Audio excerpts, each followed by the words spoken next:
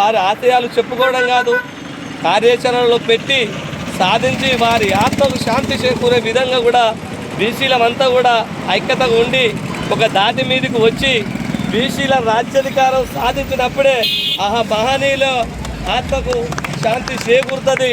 అప్పుడే మనం బీసీ కులంలో పుట్టినందుకు మనం తలెత్తుకొని తిరిగే రోజులు వస్తాయి.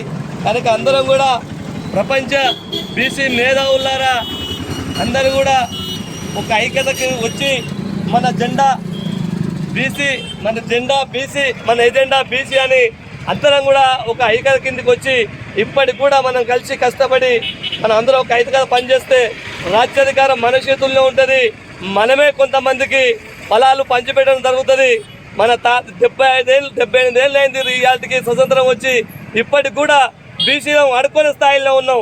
అంటే ఎందుకు మన స్థితిలో ఉన్నామంటే ధనిక వర్గాలు వాళ్ళు మన ఏకాగ్రత మీదకి రాకుండా మన చిన్న చిన్న వీక్నెస్లు వాళ్ళు యూజ్ చేసుకొని మనకు ఐక్యత కుదరకుండా మనకు విభజించి పాలిస్తున్నారు.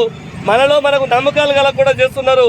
కనుక ఇప్పుడు చాలా వరకు మన పిల్లలు చదువుకున్నారు, మనం చదువుకున్నాం, చాలా వరకు విద్యావంతులం అయినాం. కనుక ఒకరి మాట ఒకరు నమ్ముకుంటూ వారు మన ముత్తాతలు చేసిన వాళ్ళ కూడిగాం, మన తాతలు చేసిళ్ళు, మన అయ్యలు చేసినాం.